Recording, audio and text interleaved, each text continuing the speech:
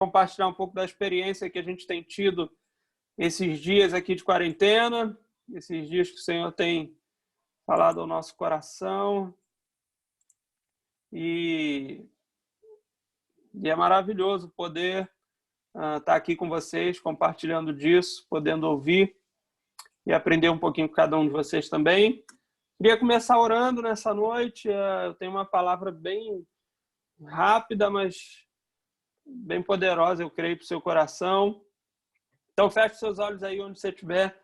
Nós queremos orar. Deus, eu quero te entregar esse culto em tuas mãos, te entregar essa reunião em tuas mãos, pedir, Pai, a tua sabedoria, a revelação do teu Espírito.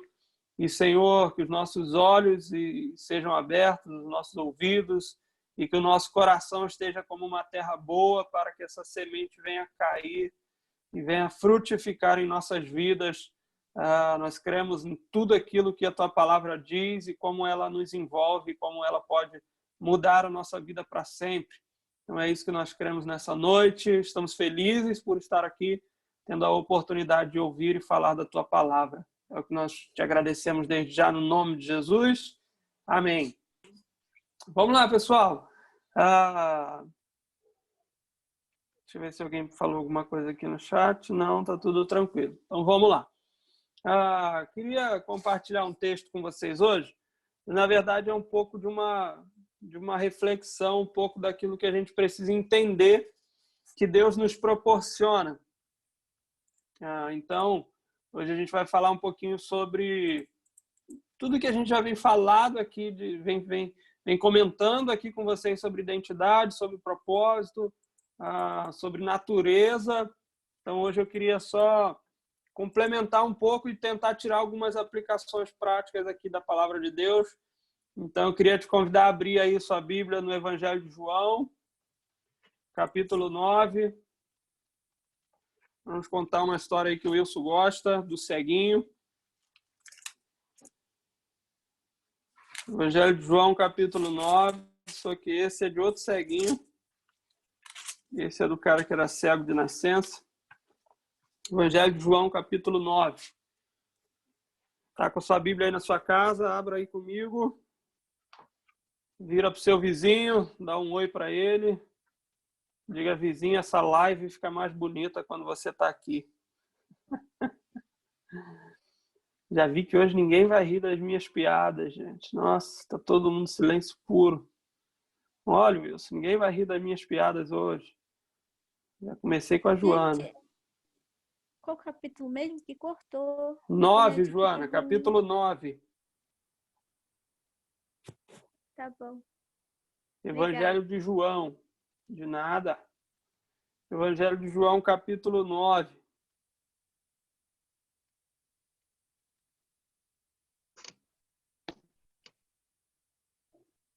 Um texto maravilhoso, Evangelho de João, capítulo 9.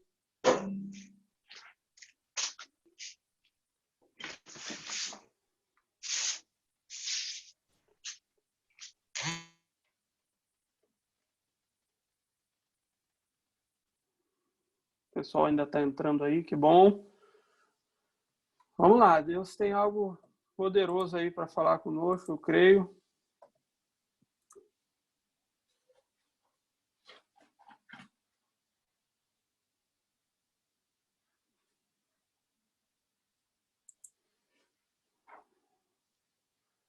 Todo mundo aí, pessoal? Vamos lá, vamos ler. Diz assim o texto, ó. Caminhando Jesus viu um homem cego de nascença. E os seus discípulos perguntaram: Mestre, quem pecou, este ou seus pais, para que nascesse cego? Respondeu Jesus: Nem ele pecou, nem seus pais, mas foi para que se manifestem nele as obras de Deus. É necessário que façamos as obras daquele que nos enviou enquanto é dia, a noite vem, quando ninguém pode trabalhar. Até aqui por enquanto. Então, olha que interessante. É um texto conhecido, a gente já falou sobre ele, mas eu estava ouvindo alguns homens que são referência para mim e eles me abriram os olhos para uma nova leitura desse texto. E o interessante desse texto é que há uma coisa inusitada, um homem que é cego desde o seu nascimento, E a pergunta que os discípulos fazem é o porquê daquilo tinha acontecido, ou quem era o responsável para aquilo ali tivesse acontecido. E aí Jesus diz que não há um responsável, aquilo aconteceu para que a glória de Deus pudesse se manifestar, ou, como diz aqui na minha versão, né, para que se manifestasse nele as obras de Deus. Agora, eu queria começar contextualizando esse texto, aquilo que nós estamos, de alguma forma, experimentando hoje. Então, hoje nós estamos vivendo uma pandemia, um período aí de recessão em alguns setores, e a gente até aqui na live chegou a comentar que havia um propósito de Deus em cima disso, né? E hoje eu lendo esse texto, eu tive uma leitura de tentar aplicar isso a essa realidade que nós estamos vivendo. Então, a pergunta que muitas pessoas estão fazendo hoje, ou muita gente está querendo explicar o porquê isso está acontecendo, então a gente sempre procura um porquê e o quem é o responsável disso tudo. Então, muitas pessoas estão atribuindo isso a uma vontade de Deus, outras pessoas estão atribuindo isso a uma condenação sobre o mundo, sobre uma ação do inimigo, ou outras pessoas estão dizendo que é o próprio mal do homem está gerando isso no mundo, né? A própria humanidade está causando tudo isso. Então, sempre há nesse momento o discurso de tentar achar um responsável, porque isso tudo está acontecendo. E aí, olhando esse texto, eu vi que a gente poderia olhar nessa dinâmica que Jesus estava dizendo ao responder para os seus discípulos que, na verdade, a busca não deveria ser em quem é o responsável, em sim o porquê está acontecendo, né? E não quem causou tudo isso, mas qual foi o objetivo disso tudo acontecer. E Jesus diz para que a obra de Deus seja manifesta, ou para que as obras de Deus sejam manifestas nisso tudo que está acontecendo. Então, se a gente olhar por essa perspectiva, nós estamos olhando, então, a ideia de que tudo isso está acontecendo. É claro que a gente está contextualizando o nosso período atual, mas essa palavra se encaixa em qualquer momento do mundo, ou qualquer momento da situação da nossa vida. Tudo isso está acontecendo para que haja um agir de Deus, para que alguma coisa de Deus se manifeste, para que a vontade de Deus seja estabelecida e algo aconteça. Então, o texto é conhecido. Nós vamos ver que Jesus ele realiza a cura na vida desse homem e ele passa a enxergar novamente. Então, aqui, eu quero abrir um parêntese diante desse raciocínio para dizer que aquilo que Deus quer manifestar aqui no texto, toda a situação que ocorreu, aquele homem cego, tudo isso era para que a obra de Deus se manifestasse nele. E aí talvez agora venha a pergunta do quem. Quem foi que manifestou a obra de Deus naquele homem? Ou quem foi o responsável pela obra de Deus se manifestar na vida daquele homem? Então todos nós sabemos que foi Jesus. Jesus operou o milagre na vida dele. Então, eu quero começar a pensar aqui que a obra de Deus, ou a manifestação de Deus vai ocorrer, vai ser realizada através dos seus filhos. No caso do texto, através do seu filho, Jesus. Então, Deus vai manifestar a sua obra, Deus vai cumprir com o seu propósito diante de uma situação com uma manifestação do seu filho, ou, no nosso caso atual, com a manifestação dos seus filhos, ou a nossa manifestação. Então, diante disso tudo que está acontecendo, eu queria começar dizendo que é uma excelente oportunidade para a nossa manifestação como filho de Deus. É uma excelente oportunidade para nos manifestarmos como filhos de Deus. Estão entendendo até aqui? Tá tranquilo? Bota a mãozinha aí, dá um oi. Tudo tranquilo, né? Então, vamos lá. Então, nós estamos querendo chegar numa linha de raciocínio aqui, que o texto está dizendo que havia um homem cego desde o seu nascimento. Isso era algo inusitado, isso era algo que o pessoal não estava ali preocupado em quem era o culpado sobre aquilo. E aí, então, Jesus vai dizer que não há um culpado sobre essa situação, mas aquilo está acontecendo para que a vontade de Deus ou as obras de Deus sejam manifestadas. Então, Jesus é aquele que manifesta a obra de Deus. Jesus é aquele que manifestou a obra de Deus curando a vida daquele cara, daquele cego. Então, nós somos, nesse tempo, os filhos que Deus está procurando para manifestar a sua glória, ou para manifestar o seu poder. Eu creio nisso, meu irmão. Nós somos agora a melhor oportunidade de Deus manifestar as suas obras diante de uma situação, diante de um caos, por exemplo, que nós estamos vivendo. Então, para isso, eu separei alguns textos, na verdade, só 2, esse mais um, para que a gente pudesse entender isso de forma clara aos nossos olhos. Por quê? Eu quero começar dizendo por que Deus quer manifestar isso, por que Deus quer fazer isso.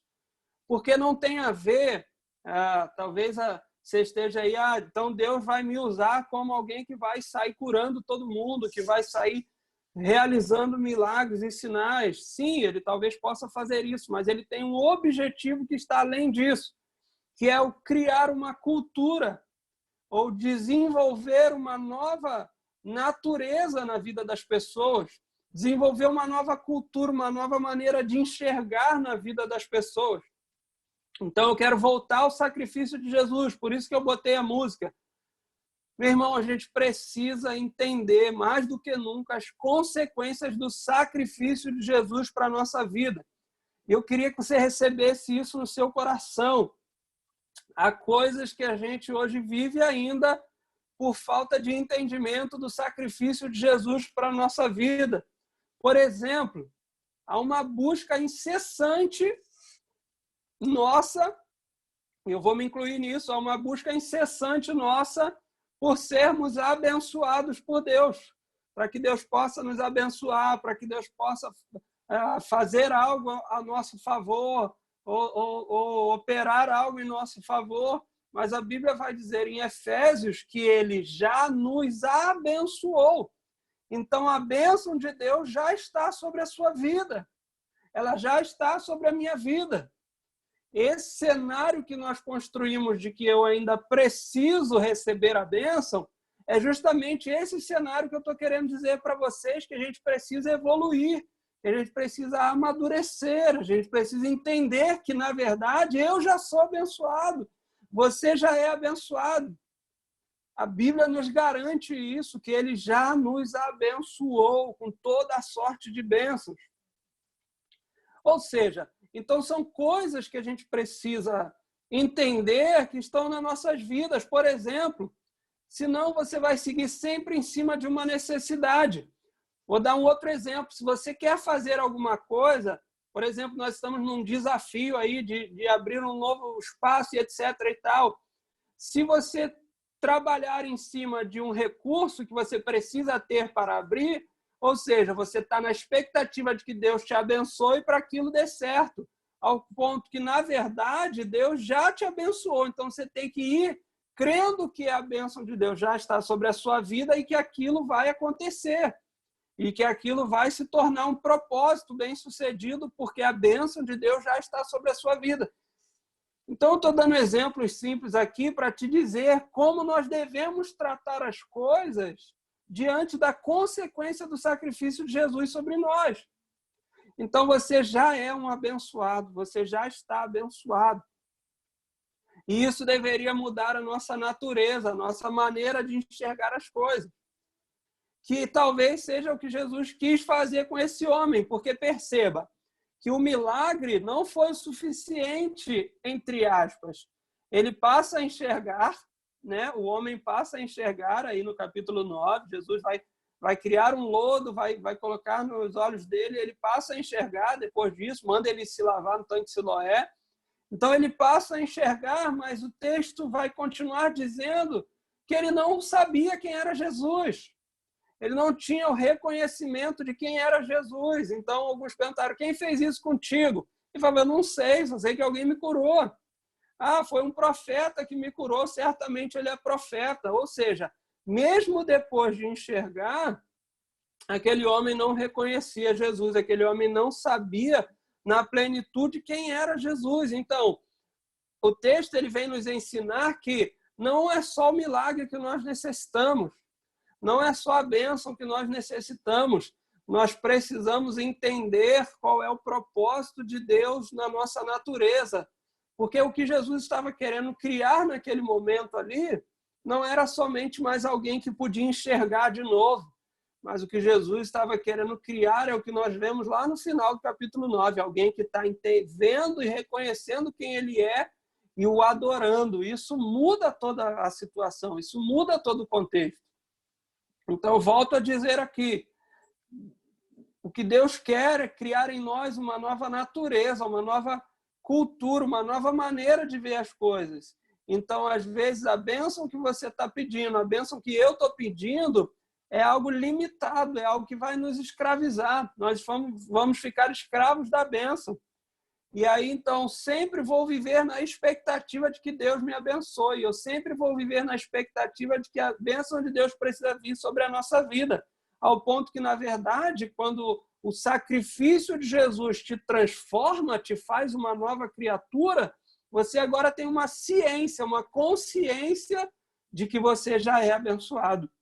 De que a bênção de Deus não é só uma coisa que vai te prender. Você agora cria um novo ambiente, você cria uma nova estrutura, você cria uma nova particularidade com aquilo que é Deus na sua vida.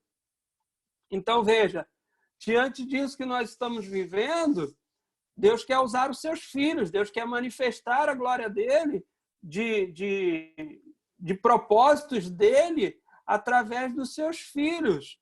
Agora, que tipo de filho é esse? Que qualidade de filho é esse? Vocês estão conseguindo me entender aqui? Dá um amém aí no chat, só para eu ver se vocês estão entendendo. Que qualidade de filho é esse? É um filho que ainda precisa ser abençoado? Ou é um filho que já entendeu que é abençoado? É um filho que está preso às bênçãos de Deus?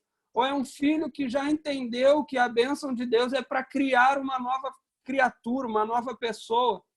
Então, que tipo de filhos nós estamos sendo? E o exemplo é claro aqui no texto.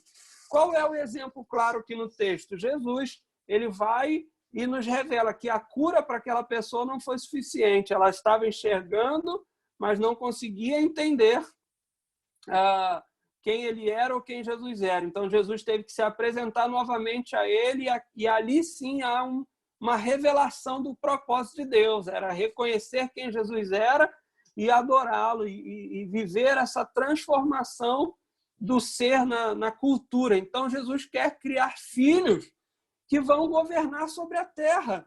E eu não digo governar posições políticas, eu digo governar de maneira cultural, de gerar cultura, de gerar pessoas.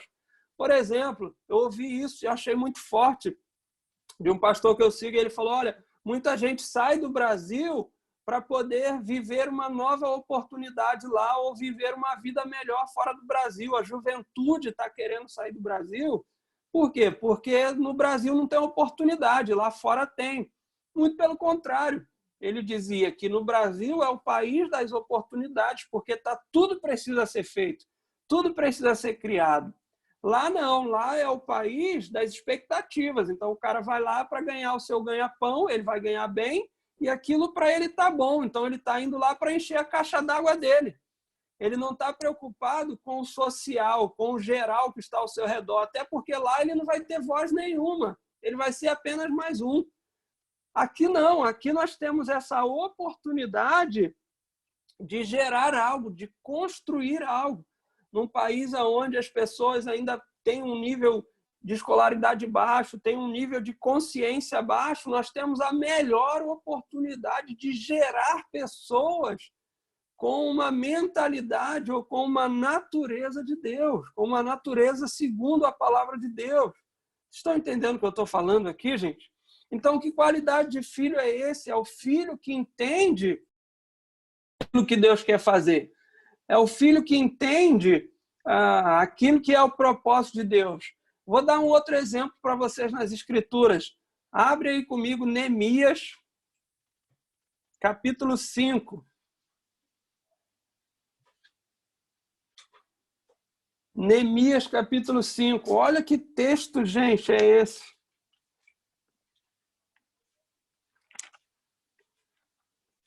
Neemias está vivendo numa situação de reconstrução. Todo mundo conhece a história de Neemias.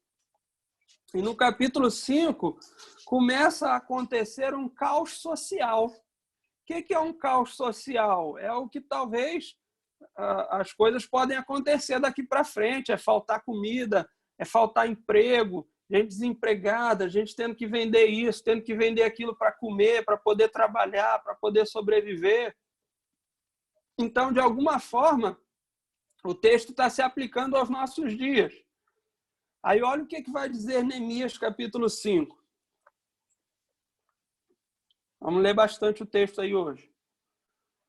Diz assim, Neemias, capítulo 5. Foi grande, porém, o clamor do povo e das suas mulheres contra os judeus, seus irmãos. Porque havia os que diziam, somos muitos, nós, nossos filhos e nossas filhas, que se nos dê trigo para que comamos e vivamos. Também houve os que diziam, as nossas terras, as nossas vinhas e as nossas casas hipotecamos para tomarmos trigo nesta fome.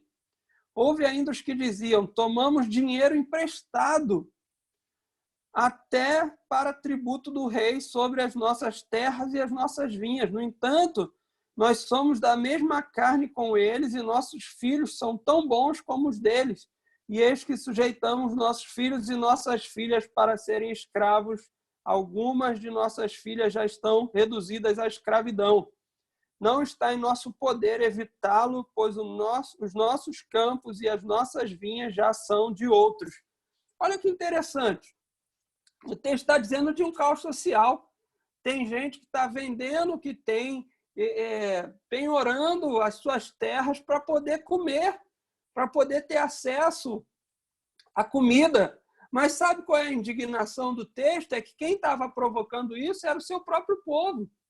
Era o próprio povo. Então havia ali, entre eles, alguém que estava se aproveitando daquilo. Se aproveitando de um período de escassez, de recessão, para ganhar vantagem sobre os outros.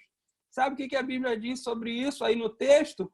É o finalzinho, quando diz que isso estava fazendo com que os filhos e as filhas se tornassem escravos. Ou seja, é uma maneira de gerar escravidão. É uma maneira de gerar uma expectativa de escravo, onde a pessoa dá o que tem para poder receber algo em troca. Onde a pessoa faz o que faz para poder ter algo em troca. E a Bíblia vai dizer que isso é um sistema de escravidão, que gera escravidão. Eu não sei se você está entendendo, queridos. Olha, eu vou te contextualizar nos dias de hoje. Eu não sei quem aqui ia bastante ao mercado, mas se você for no mercado nesses dias, como é que estão os preços do mercado nesses dias?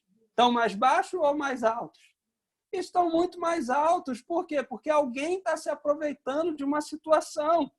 Seja no início lá de onde vem do produtor, ou seja no mercado lá no caixa final. Alguém está olhando a situação e está querendo o quê? Tirar uma vantagem. O álcool em gel, que era algo que a gente tinha que ter para abençoar, no caso, pessoas, ou para salvar vidas, a gente está querendo ficar rico vendendo álcool em gel. As pessoas estão querendo ficar ricas vendendo álcool em gel, vendendo máscara. Por quê? Porque a gente está num sistema onde isso gera uma escravidão, gera algo que vai escravizar as pessoas.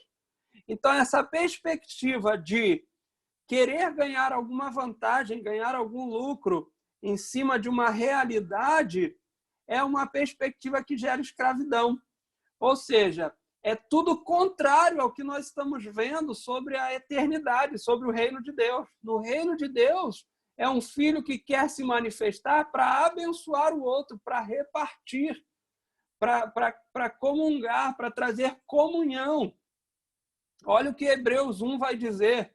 Vou ler aqui para vocês, Hebreus capítulo 1. Você é rápido aí na sua Bíblia, abra comigo.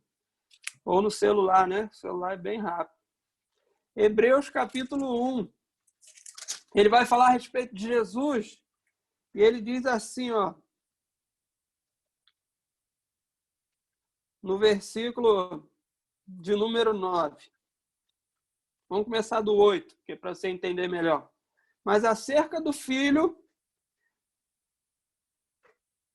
ele diz, o teu trono, ó Deus, é para todo sempre, e cetro de equidade é o cetro do seu reino. Ou seja, olha o que ele está falando a respeito do governo de Jesus. É um governo que lida com equidade e não com igualdade. Muita gente se confunde nisso. A ideia do evangelho não é uma igualdade, é uma equidade, é aquilo que vai ser de benefício para todos. Então, todos serão beneficiados, cada um com a sua necessidade ou com a sua particularidade. Não necessariamente a bênção vai ser igual para todos, mas vai haver uma equidade. Todos, no final, serão abençoados, serão equiparados diante da vontade de Deus. Então, numa oportunidade como essa que nós estamos vivendo, é o que eu estou falando, que tipo de filho Deus vai usar para manifestar o poder dele e a glória dele. Temos que ser alguém que está entendendo esse cenário como uma oportunidade de deixar Deus fluir sobre a nossa vida, de deixar a vontade de Deus acontecer. Deixa eu te contar um testemunho rapidinho. Estava ontem aqui em casa, e aí eu senti uma vontade de orar por pessoas, e o Espírito Santo de Deus colocou em meu coração. Envia mensagem para algumas pessoas perguntando ou oferecendo o seu serviço para elas. Que tipo de serviço? É eu servir você com oração. Eu não posso estar junto de você agora, eu não posso, de alguma forma, estar te ajudando em alguma coisa mais específica, mas eu posso te servir com alguma coisa. Como? Orando pela sua vida, clamando por você, orando por você. E deixa eu te dizer um outro testemunho em cima disso. Eu recebi cada pedido de oração fantástico, irmão. Você não tem ideia do que pessoas me falaram. Você não tem ideia do que o Senhor, de pessoas que abriram o coração diante dessa simples mensagem. Como eu posso te servir através da oração? Eu não posso agora, nesse momento, estar do teu lado, segurar a tua mão, mas eu posso aqui agora, nesse momento, estar orando por você, orando pela sua vida. E pessoas me falaram assim, cara, como foi maravilhoso só ler essa mensagem, só ouvir isso, saber que tem alguém que pode me servir mesmo estando longe, tem alguém que pode abençoar a minha vida ou pode, de alguma forma, interceder por uma causa. E aí, então, eu pude ver como Deus quer, de alguma forma, usar os seus filhos de maneira tão simples, mas, ao mesmo tempo, tão poderosa, que vai resgatar vidas, que vai alcançar vidas, que vai criar um diferencial. Ninguém está querendo um púlpito, ninguém está querendo uma luz, mas as pessoas estão querendo criar irmãos de fato, que é o que a Bíblia nos ensina, que Jesus é o primogênito entre muitos irmãos. Então, irmão, se você tem alguma intenção no seu coração, tem que ser uma intenção de criar irmãos e não de tomar uma posição, mas sim de criar irmãos.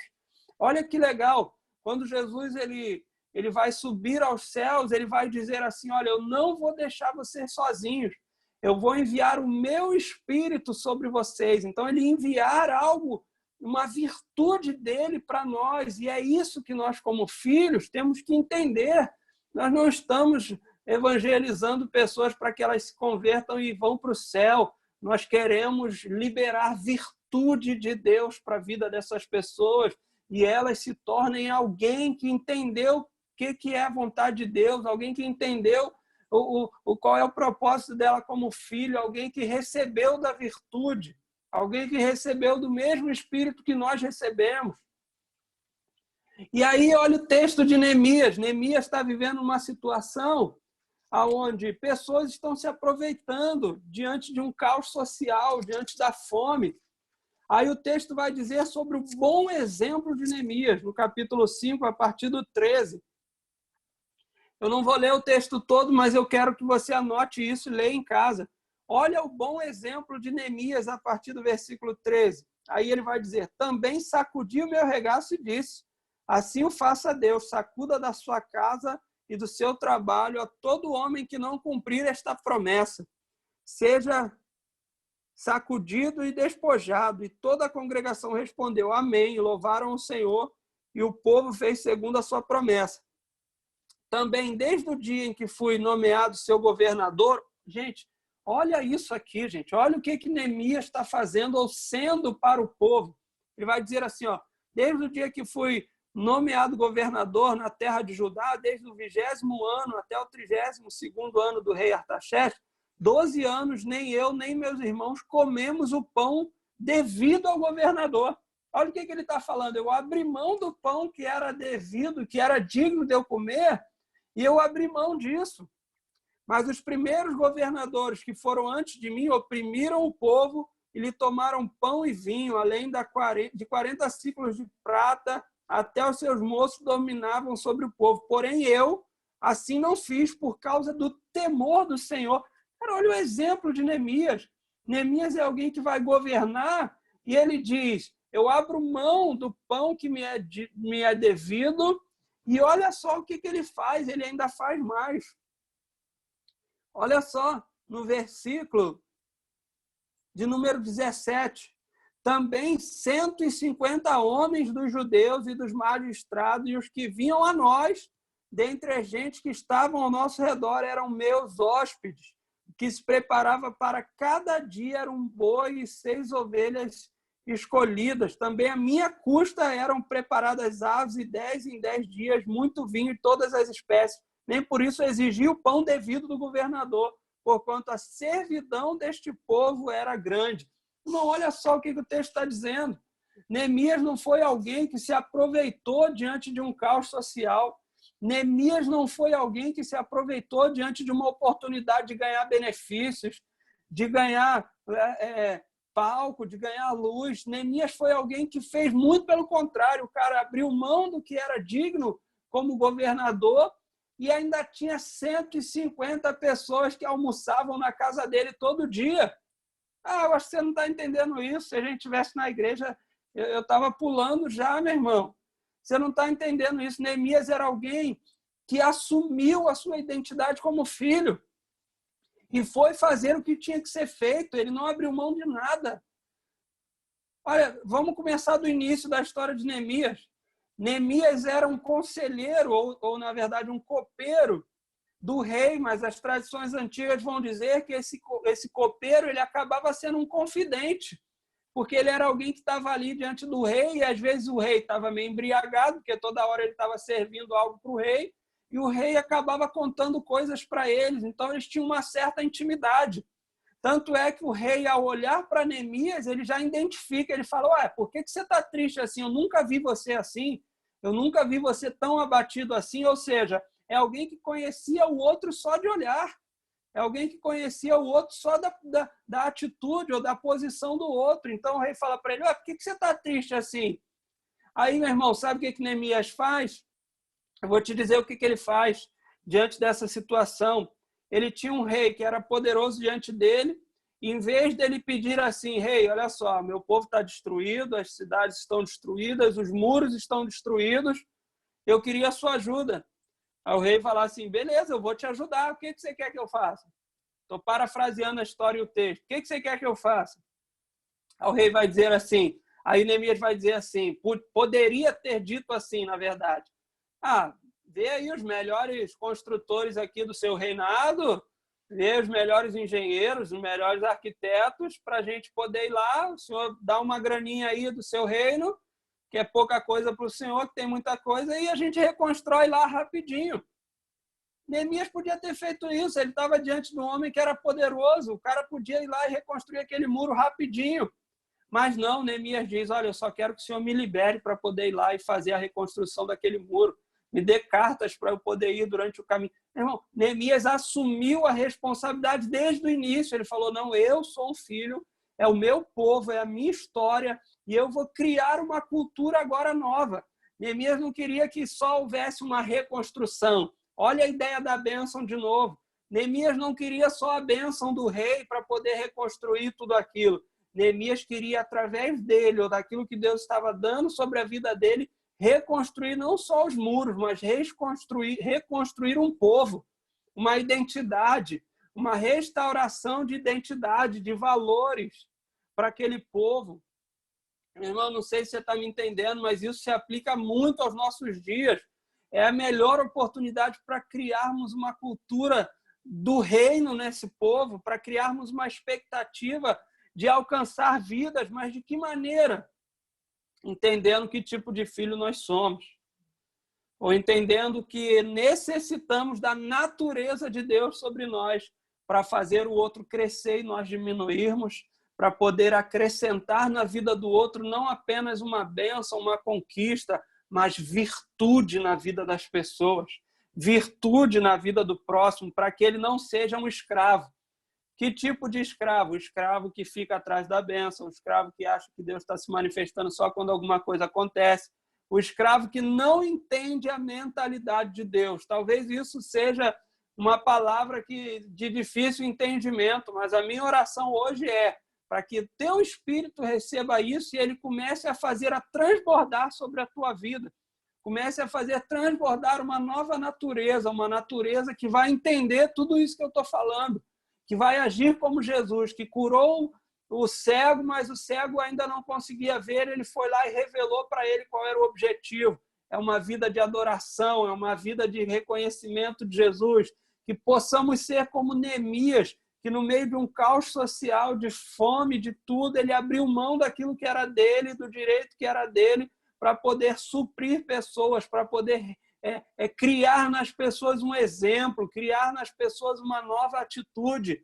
Então, meu irmão, diante desse caos que nós estamos vivendo, um caos político, houve aí uma mudança de novo na política, notícias estão aí abalando, criando expectativas em todo o mundo, não só no Brasil, mas em todo o mundo. O que a gente tem que ficar preocupado? Você não tem que ficar preocupado que o Sérgio Moro saiu, ou que o Sérgio Moro ficou, que o presidente é maluco, o presidente fez isso, fez aquilo. Essa é a melhor oportunidade de você se manifestar como filho. De que maneira? Criando e liberando virtude de Deus sobre a vida das pessoas, para que elas entendam de fato qual é a vontade de Deus. Eu creio na promessa de Deus sobre o Brasil, eu creio na promessa de Deus sobre a igreja brasileira, e eu creio que Deus está nos despertando para viver isso. Como? Liberando essa identidade de filho. Um filho que realmente faz um diferencial e que realmente alcança pessoas trazendo transformação e virtude. Vamos criar um relacionamento, ou vamos desenvolver novos irmãos, que não sejam só novos convertidos, mas que sejam novos irmãos que entenderam a virtude e a natureza do Evangelho do Reino de Deus, e assim possamos crescer em conhecimento e graça diante da vontade do nosso Deus. Então, meu irmão, não se escravize, ou não deixe algo te escravizar. Peça ao Senhor para te abrir os olhos e assim você crer em todo o sacrifício de Jesus, em todas as consequências de Jesus sobre a sua vida, para que você seja um filho de verdade que vai manifestar a glória dele nesse tempo. Amém, meus irmãos?